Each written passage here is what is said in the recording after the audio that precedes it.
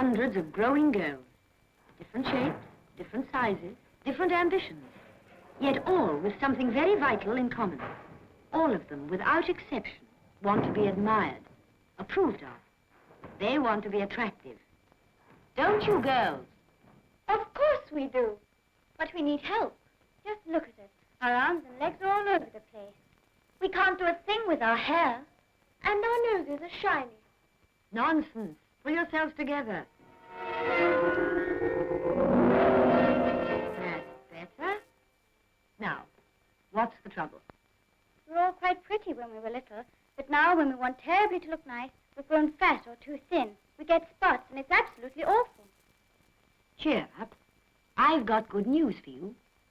You know, lank hair, spots, and puppy fat are only part of the business of growing up. And you really will grow out of them. But in the meantime, you can start right away to improve matters and make the best of yourself. But before we start on you, let's look at a film of some other girls. They were in the same boat as you just a few months ago. But now they're extremely attractive young women. A model, under the glare of the most critical eyes in the world. Not long ago, she was just like you, wailing about her spotty skin and lanky hair. Now look at her. You see, the ugly duckling can turn into a swan. We can't all be models, but whatever you do when you leave school, you will be in the public eye. And first impressions are terribly important. These girls set a very high standard, but it isn't at all out of your reach. And you know, if you always look as nice as you possibly can, you will not only raise your own morale, but the spirits of everyone who looks at you.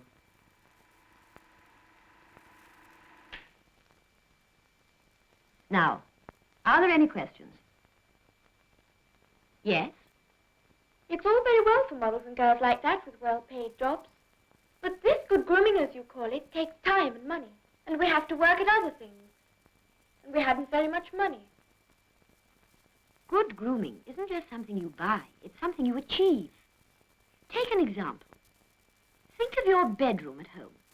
You're proud of this little room, and you keep it fresh and tidy.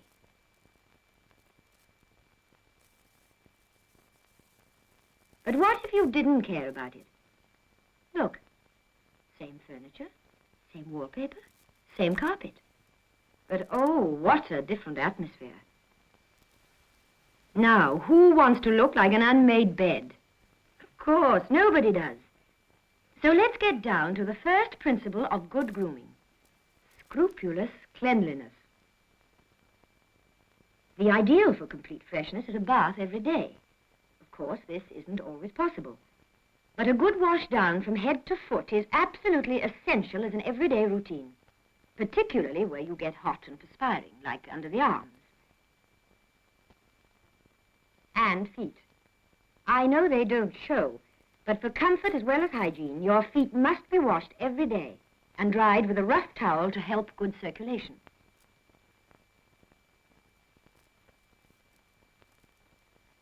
If you want to be an attractive woman, you mustn't have hands like a Centrinian schoolgirl. No ink marks. No bitten nails. Wash your hands as often as possible. Then train your nails to grow into a good shape by filing them with an emery board. And always keep your cuticles pushed back. Your toenails need just as much attention. Cut them just a little rounded, not quite straight across, and you'll never get painful ingrowing toenails. And it is absolutely vital for foot health that shoes and stockings should fit. Remember, comfortable feet are one of the essentials of beauty. Nothing can cause such agony as shoes that pinch. Of course, don't wear very high-heeled shoes except for formal occasions. But flat shoes, if they don't fit properly, can be just as harmful. When you buy shoes, walk about in them so that they can take all your weight and your foot can spread to its maximum length. Support and good fitting under the instep are vitally important. And a fundamental rule to be remembered is, buy the shoe most suitable to the sort of wear you intend to give it. But whatever shoes you choose, make sure you have them mended before they get run down and sloppy. And always see that your stocking seams are straight. It's a simple thing, but if they are crooked, your whole appearance takes on a slipshod air. I can cope with my feet. My trouble's my hair. I can't do a thing with it. Look at it. It's pretty lifeless, isn't it? Oh, and many too many Kirby grips. Let's see if we can do anything with this supposedly unmanageable hair. Shampoo it frequently. We can't repeat too often that hair, to be anything at all, must be clean and well brushed. Even if your hair is very greasy, you should still brush it often, even though you may have to shampoo it more frequently to stop it from looking lank. A good cut and style to suit your own individual looks. And there's your impossible hair. An expert cut has given it shape and style, and washing and brushing has given it texture. Now, what about deportment?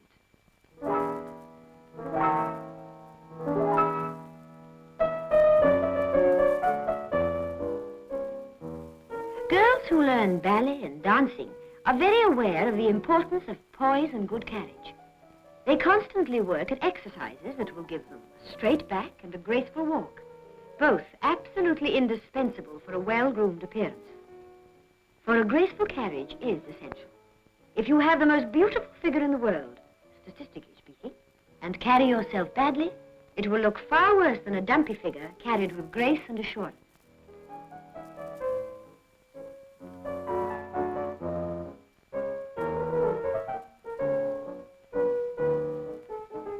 Hello there. Yes, you? Well, you're much too pretty to spoil your appearance like that. Now, stand up straight, with your feet almost together. Push your shoulders back so that your diaphragm is fully extended. Let your arms hang loosely, and don't be tense. Keep your head high. Now, walk. Pick up that book on the piano. Balance it on your head, and walk with it. This exercise, with which our grandmothers perfected their deportment, is still practiced by the dancers and models of today, whose career depends upon a straight back and perfect posture. Do this exercise for a minute or two each day, and you'll soon discipline your body into habits of good deportment. Now, how about learning to sit correctly? This is just as important as standing correctly, especially if you have to sit a lot at a desk in school or in an office. Lower yourself smoothly into the chair with a straight spine and erect head. Keep your back supported by the back of the chair. And keep your knees together and your ankles crossed. Yes, that's the poised and graceful way to sit. So, this is where you all are. Eating again, I see. Well, growing girls need good food for energy, and I'm sure you sometimes feel ravenously hungry. The important thing, however, is not how much you eat, but what you eat. Some of you are probably a bit self-conscious about your changing figures. But don't worry. These are stages you'll grow out of. Of course, eat all the salad and green vegetables you can get. But go easy on the suet pudding. And if you take a packed lunch to school, take lots of fruit and salad and cut down a bit on the bread. It's not a question of dieting so much as a matter of sensible eating. It's the chocolate and the buns between meals that really do the damage. With plenty of exercise, the right diet, and good posture, you can be confident that your figure will be supple, strong, and graceful, and that is well on the way to being beautiful.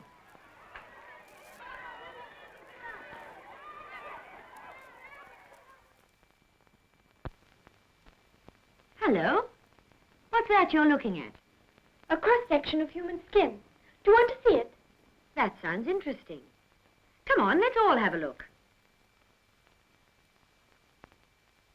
Now you see that we have two skins, an outer and an underskin, made up of glands, muscles, nerves, and blood vessels. If the underskin is deficient in natural oils, then the outer skin becomes dry and rough. And if the pores become clogged with stale makeup or dirt, spots and blackheads may develop. To keep your skin healthy, you must keep it clean. Soap and water alone won't take off the dirt and makeup that has penetrated into your pores. You will have to start using a cleansing cream. Try this test. Take some cleansing cream and massage it gently into your skin. Now wipe the cream off with pads of cotton wool wrung out in warm water.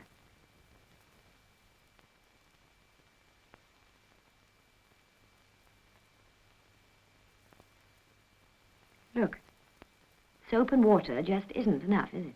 But I really did wash my face. Where does all the dirt come from? That's the dirt from the very base of your pores, where soap and water can't reach. It needs the penetrating oils of cleansing cream to float the dirt to the surface. A layer of fine beauty cream will help to avoid chapping and sunburn. So try to use a little of this every day to protect you against the sun and the wind. What about real makeup? How old do you think girls should be before they use it? My father says I'm too young, but I'm 15. Yes, what about real makeup? That's what we're all waiting for. Hold on, girls, and I'll work a little magic for you and take you to the experts on the subject.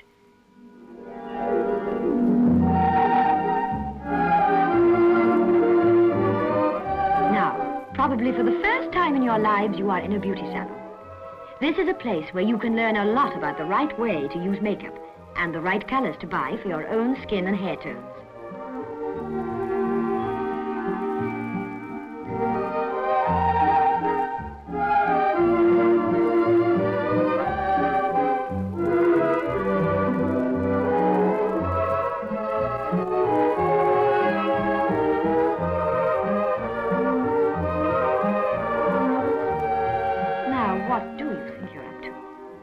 I can sympathize with your father if that's how you put it on.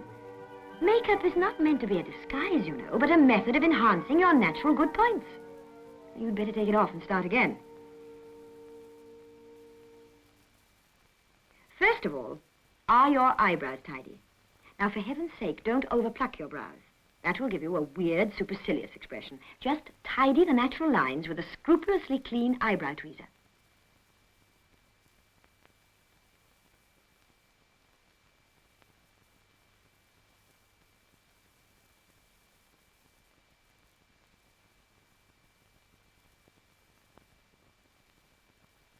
If you have a skin that is inclined to be greasy, put on a little toning lotion. Use a pad of damp cotton wool. Always damp your cotton wool pads if you are using lotions. They spread much more easily and not so much is used. Now for the foundation.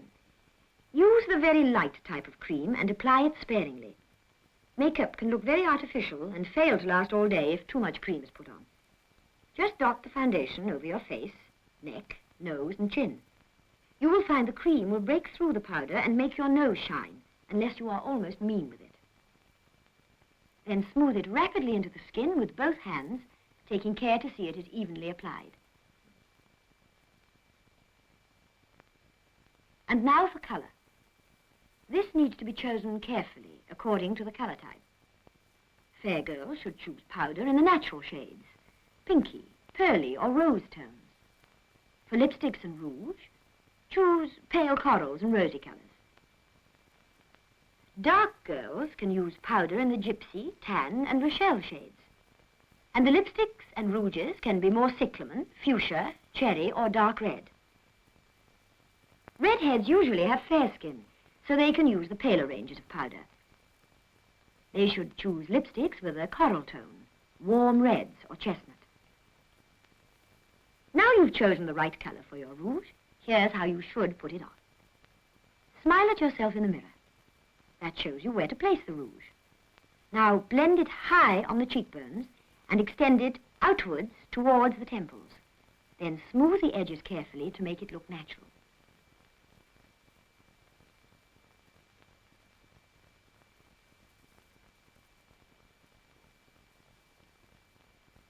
Can we put the eyeshadow on now? Well, if you must use it, you'd better know how to put it on correctly. Take a dab on the fourth finger. Place it 1/3 of the distance along the lid from the nose. Now blend it outwards. Green is becoming to hazel or brown eyes. And blue is lovely, of course, for blue or grey eyes. Now for the powder. No, don't just dab it on. Put too much on. Face powder should be put on in 2 stages. First, press on too much. Yes, I really mean a lot. And you should blot it onto the skin so the foundation can really take up every grain of powder.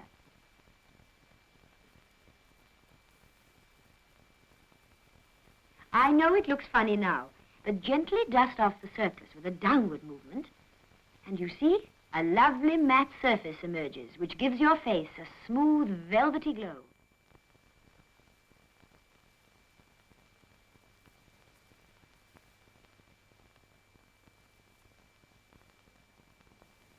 Can we put lipstick on now? I can hardly wait. Well, this is the moment. Lipstick will give your makeup a final touch of color. But don't plaster it on. You'll only look ridiculous. Apply it carefully, drawing in the outline of the lips with a steady stroke. Don't distort them or go outside the natural line. Then lightly fill in the upper and lower lips so the lipstick clings evenly. Many little strokes are better than clumsy slashes. Blot your lips on a face tissue. This helps to keep the lipstick on. If you have blotted them too pale, then repeat the performance.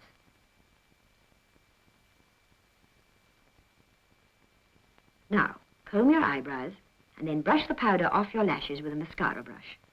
This can be moistened with a touch of brilliantine to make your lashes look a little darker.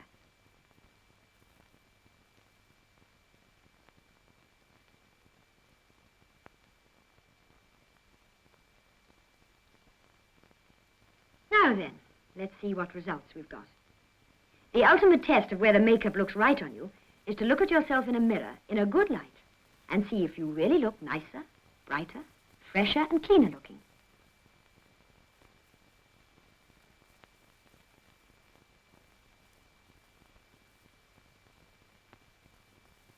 The idea is not, repeat, not, to look more sophisticated, wicked, or positively dangerous.